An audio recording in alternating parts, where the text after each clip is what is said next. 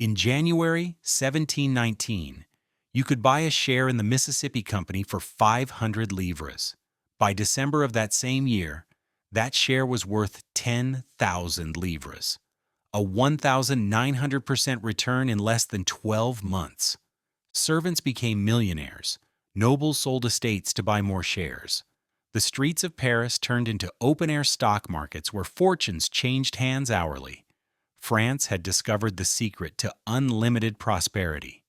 Or so they thought. Welcome to the Ledger Chronicle, where the vault of history unlocks the secrets of money and power. By September 1720, those 10,000 livre shares had collapsed back to 500. The French economy lay in ruins. The government's credibility was destroyed, and the man who engineered the entire scheme had fled the country in disguise, leaving behind one of history's greatest financial disasters. This is the story of how a convicted murderer convinced France to abandon gold, embrace paper money, and bet the entire kingdom on swampland in Louisiana that contained no gold, no silver, and no wealth whatsoever. The year is 1715. France is bankrupt. King Louis XIV, the Sun King, has just died after a 72-year reign defined by extravagant spending, endless wars, and catastrophic debt. The treasury is empty. The currency has been debased repeatedly. Tax revenues barely cover interest payments. The entire financial system is on the verge of collapse. Into this crisis walks John Law, and his backstory is almost too bizarre to believe. Born in Edinburgh in 1671 to a family of goldsmiths and bankers, Law was brilliant with numbers. He studied mathematics, probability theory, and gambling. By his early 20s, he'd made a fortune at gaming tables across Europe, using his mathematical genius to calculate odds better than anyone else. But in 1694, everything changed. Law killed a man in a duel over a woman in London. He was tried, convicted, and sentenced to death by hanging. But with help from friends, he escaped prison before the execution and fled to continental Europe. For the next 2 decades, he wandered. Venice, Amsterdam, Genoa, Paris. He gambled. He studied financial systems. He developed radical theories about money, credit, and economic growth. And he waited for his chance. In 1716, that chance arrived. The Duke of Orleans, now regent of France, while the heir to the throne, 5-year-old Louis XV, was still a minor, needed solutions. Fast. And John Law had a pitch that sounded like magic. Law's proposal was simple. France didn't need more gold or silver. What it needed was paper money. Under the old system, France operated on hard money, gold and silver coins. The money supply was limited by how much precious metal the government possessed. If you wanted to grow the economy, you needed to find more gold. That meant conquest, plunder, or mining. Law argued this was backwards. Money, he claimed, was just a tool to facilitate trade. It didn't need intrinsic value. It needed trust. If people believed paper notes were valuable, they would be valuable. And if you could issue more notes, you could stimulate commerce, create jobs, and grow the economy without waiting for ships full of silver. It was a revolutionary concept, and to a desperate regent with a collapsing economy, it sounded like salvation. In 1716, Law was granted permission to establish the Banque Générale, a private bank with the authority to issue paper currency. The notes could be redeemed for gold or silver on demand, which gave them credibility. And they worked. Commerce picked up. Trade increased. People actually preferred the paper notes because they were easier to carry and count than heavy metal coins. Law had delivered a miracle. But this was only the beginning. In August 1717, Law obtained a royal charter for the Compagnie d'Occident, the Company of the West, later known as the Mississippi Company. The charter gave him a 25-year monopoly over all trade and development in Louisiana, France's vast colonial territory stretching from the Gulf of Mexico to Canada, along the Mississippi River. And here's where the story becomes a con, or a delusion. Historians still debate which. Law began spreading tales of unimaginable wealth in Louisiana, gold mines, silver deposits, fertile land, endless resources. He commissioned maps showing vast riches. He sent promotional materials across Europe. He painted a picture of an untapped paradise just waiting to be exploited. The reality? Louisiana in 1717 was a swampy, undeveloped wilderness with a tiny French population, no significant mineral deposits, and virtually no economic infrastructure. It was not El Dorado. It was a frontier where mosquitoes and disease killed more settlers than arrived. But law needed a story. And the story of Louisiana's imaginary wealth became the foundation for everything that followed. Through 1718 and 1719, Law methodically built his empire. In September 1718, the Mississippi Company acquired the monopoly on France's tobacco trade with Africa. In January 1719, Law's private Banque Générale was nationalized and renamed the Banque Royale, making it France's official state bank. Law remained in charge, and the Crown now guaranteed the bank's note issuance. In May 1719, Law acquired the bankrupt East Indies Company and the China Company, giving him monopolies over trade with Asia, Africa, and the Americas. He renamed the merged entity the Compagnie des Andes, though most people still called it the Mississippi Company. But Law wasn't finished. In July, he acquired the right to mint France's coins for 9 years. In August, he purchased the right to collect most of the country's taxes for 9 years. By the end of 1719, John Law controlled France's central bank, all colonial trade, tax collection, and the minting of money. He had become, in effect, the French economy. One man, one system, total control. And to fund this empire, he needed capital. So he started issuing shares. In January 1719, the Mississippi Company offered its first shares at 500 livres each. Investors could pay in installments, government bonds, or banknotes. The appeal was simple. This company held monopolies on everything. It collected taxes. It controlled trade across 3 continents. It supposedly had access to Louisiana's endless riches. The share price began to rise.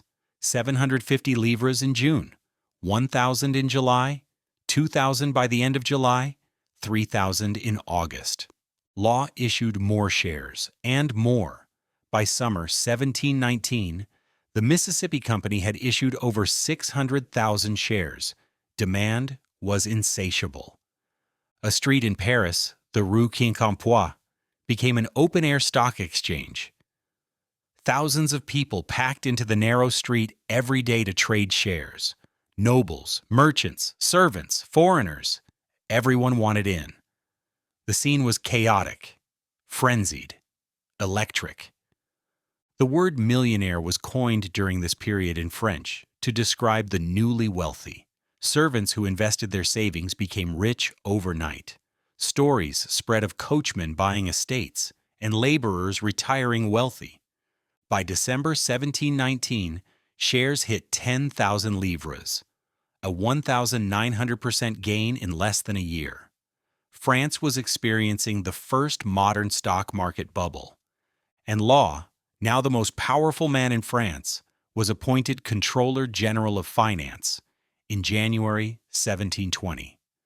The gambler, the fugitive, the convicted murderer now ran the finances of Europe's most powerful kingdom.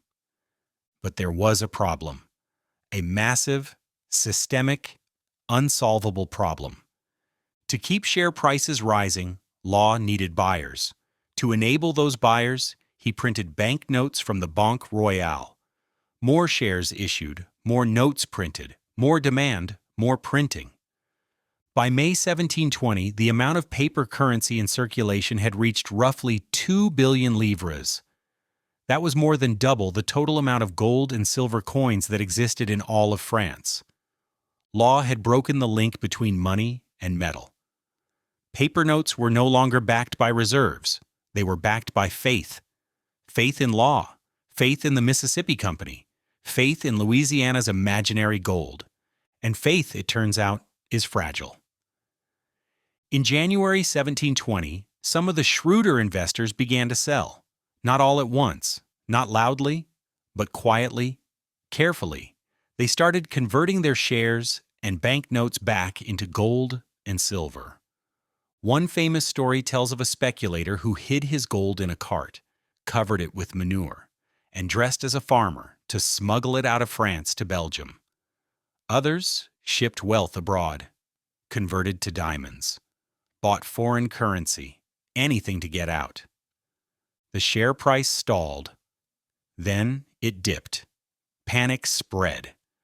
By February, investors were lining up at the Banque Royale, demanding to exchange their paper notes for gold. But Law's bank didn't have the reserves. The notes had been issued far beyond what the vaults could back. The entire system was built on the assumption that not everyone would ask for their gold at the same time. Now everyone was asking. Law tried everything. In February 1720, he passed edicts limiting the use of coins. He banned the ownership of gold and silver above certain amounts, claiming that hoarding precious metals harmed the economy. It was the same language governments have always used when trying to force citizens to use devaluing currency. In May, he attempted a controlled devaluation. He announced that both banknotes and Mississippi shares would be reduced in value by half over time. The logic was to gently deflate the bubble rather than let it burst. It backfired spectacularly. Investors panicked even harder. If the government was openly admitting the notes were losing value, why hold them at all? Law closed the Banque Royale for 10 days to stop the bleeding. When it reopened, he limited transaction sizes, but the queues grew longer. The share price kept falling, and food prices started soaring. Here's what was happening.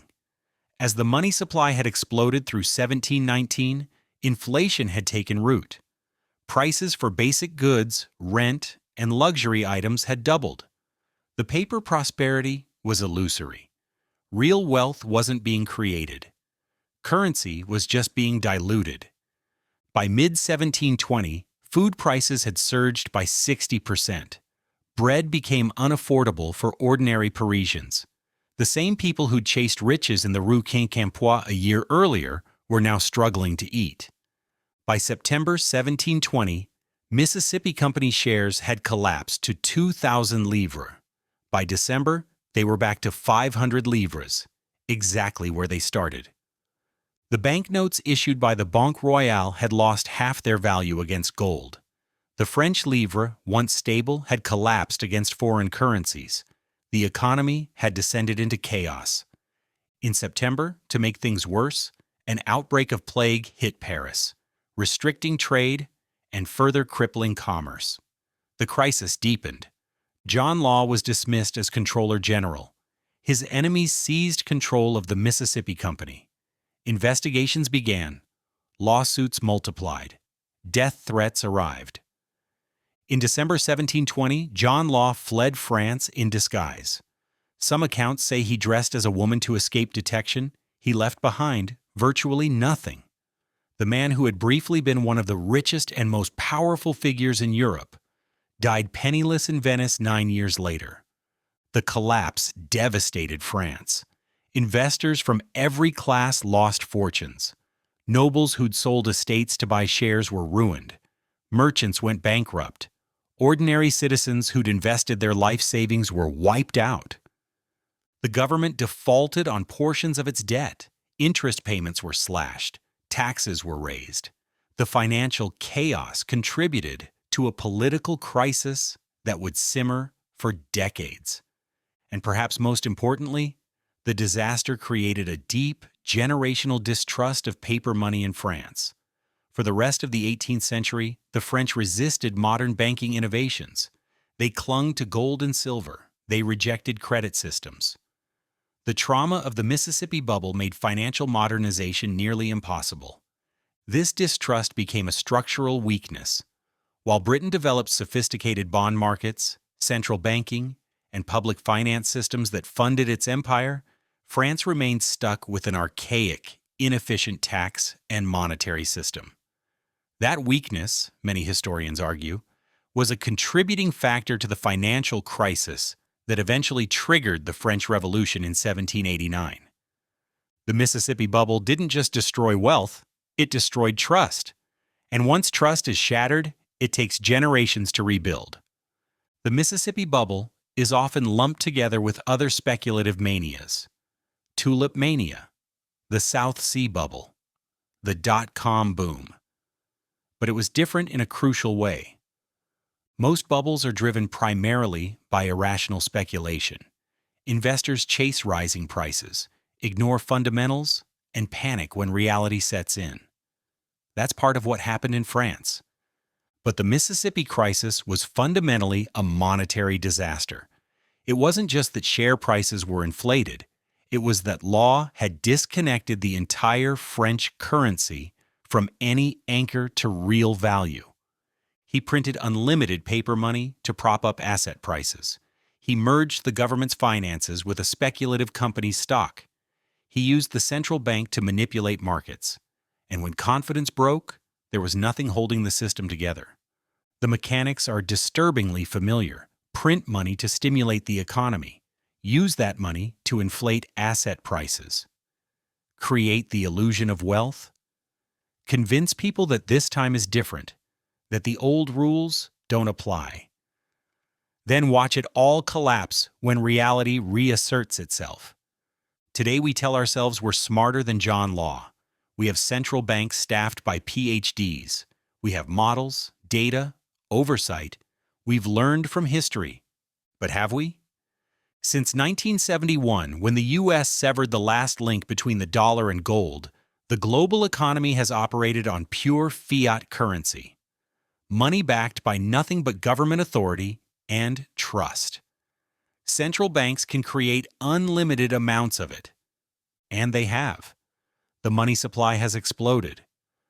Government debt has soared into the tens of trillions.